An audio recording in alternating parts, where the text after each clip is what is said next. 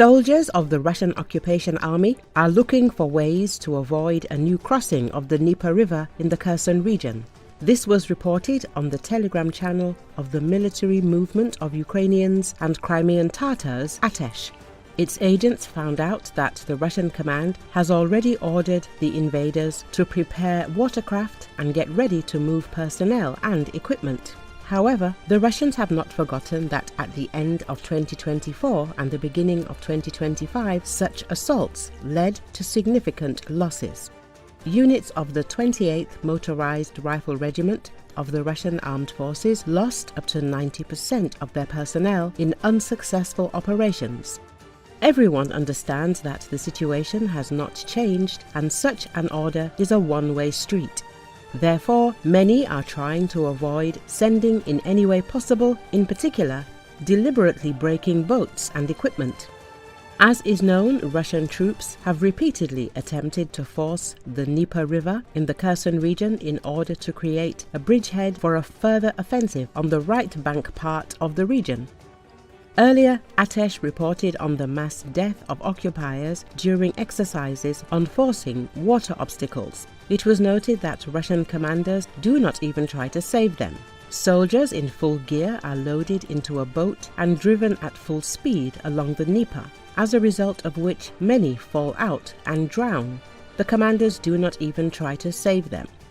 The invaders are then sent in small groups of 2 or 3 people to storm the islands, throwing them ashore without cover or normal evacuation.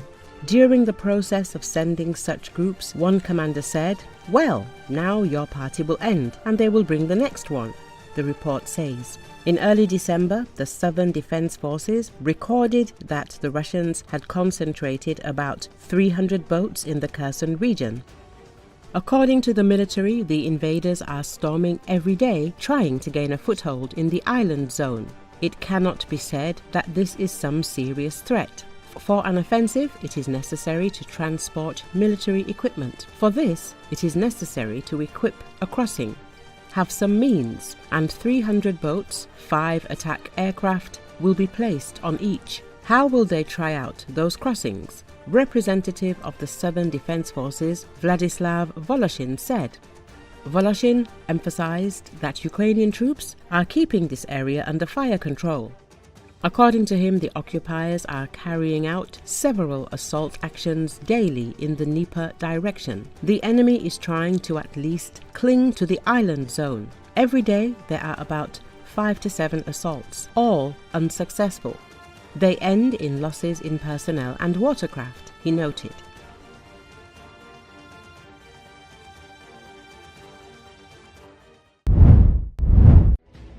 Fighters of the Rugby Team unit of the 129th Brigade of the Ukrainian Armed Forces have stopped the advancing column of the Russian army near the settlement of Kyiv in Russia's Kursk region and destroyed the armored vehicles in the column. At night, drone operators of the unit with the use of drones mined the road regularly used by the Russian army. As a result, 2 KAMAZ 53949 Typhoon K and 2 GAZ 2330 Tiger armored vehicles, as well as an infantry fighting vehicle, were disabled.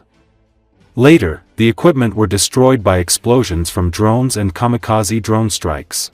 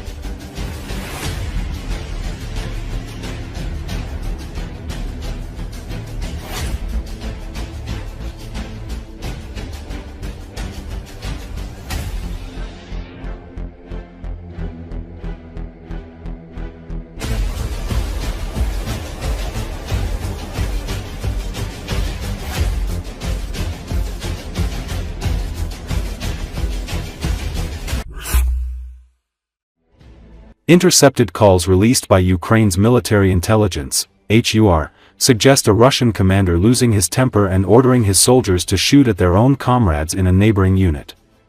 F***K the 55th, shoot them, that's the battalion commander's order, shoot them, a Russian commander can be heard saying in an audio published by HUR.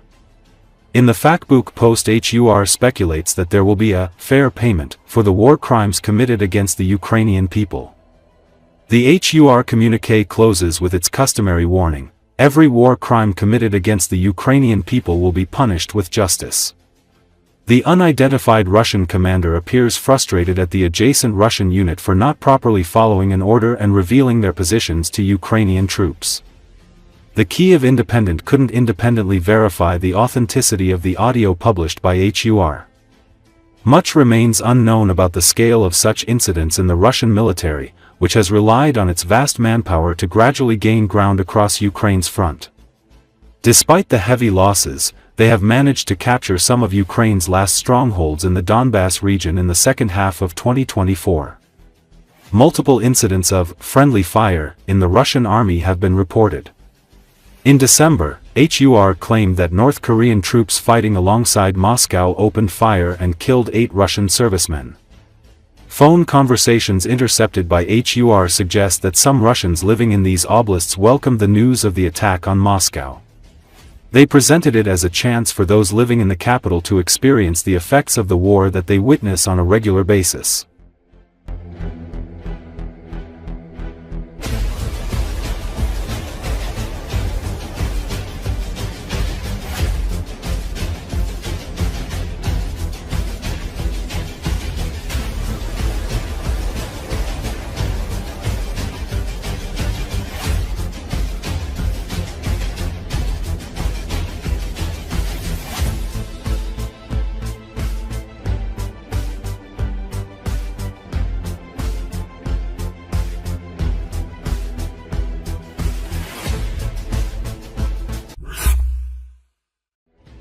Russia is forced to blow up bridges and dams in the regions to stop the offensive of Ukrainian troops into the Belgorod and Bryansk regions.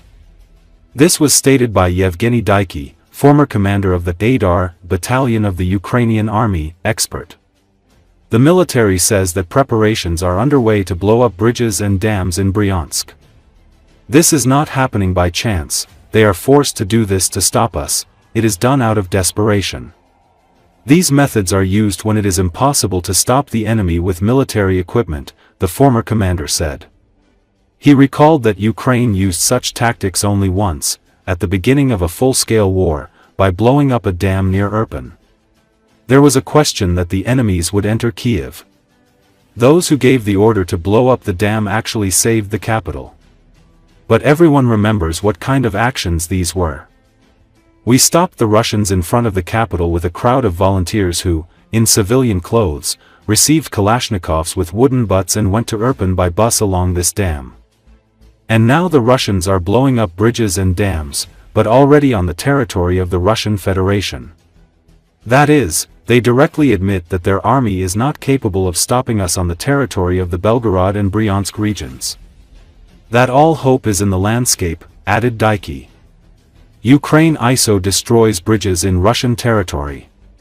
Recently, Ukrainian Air Force Sukhoi Su-27 fighters, modified to lob American and French-made precision glide bombs, are blowing up bridges in western Russia. Dropping bridges over the Siversky Donets River and other waterways in Belgorod and Kursk could be the key to this effort. Modified to carry hammer glide bombs from France and similar joint direct attack munitions and small diameter bombs from the United States, the Su-27s are equipped for the task. But flying close enough to western Russia to target its bridges is dangerous even for the speedy, maneuverable Su-27s.